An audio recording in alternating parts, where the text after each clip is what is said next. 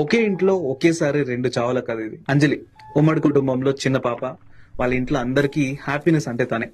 మంచిగా తమాషా చేసుకుంటూ ఆడుకుంటూ అల్లరి చేసుకుంటూ ఉండేది. ఒకరోజు సైలెంట్ కూర్చుందంట.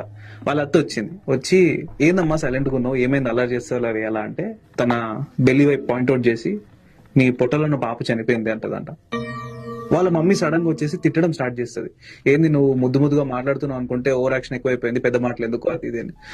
పదే పదే అదే మాట రిపీట్ చేస్తుండడంతో ఇంట్లో ఉన్న ముస్లాం అంటదంట, ఏదో కీడ్ శంకిస్తున్నామా వెళ్ళి టెస్ట్ చేయించుకోండి అంటే వెళ్తారు వాళ్ళు. వెళ్ళి హస్బెండ్ వాళ్ళ అత్తయ్య ఎవరైతే ఉన్నారో ఇద్దరు వెళ్ళి హాస్పిటల్లో చెక్ చేసుకుంటే మిస్క్యారేజ్ అయిందని తెలుస్తుంది. ఈ విషయం వాళ్ళు ఫోన్ చేసి చెప్పగానే వీళ్ళందరూ షాక్ అవుతారు. ఈ పిల్ల ఎక్కడుందో అని ఎదిగితే పిల్ల కనిపిస్తలేదు. వాళ్ళ మమ్మీ అటు ఇటు పోయి చూస్తే చీకటి రూమ్ లో టీవీ పెట్టుకుని చూస్తుంది. నీకు ఎట్లా తెలుసు ఈ విషయం, నువ్వు ఎట్లా మాట్లాడుతున్నావు ఇంత ఇంత పెద్ద మాటలు, నీకు ఎట్లా తెలుస్తుంది అంటే, నువ్వు ఒక రెస్పాన్సిబుల్ మదరా, నువ్వు నీ కూతురు చనిపోయింది చూడు పైన ట్యాంక్ లో చెక్ చేసుకుంటదంట.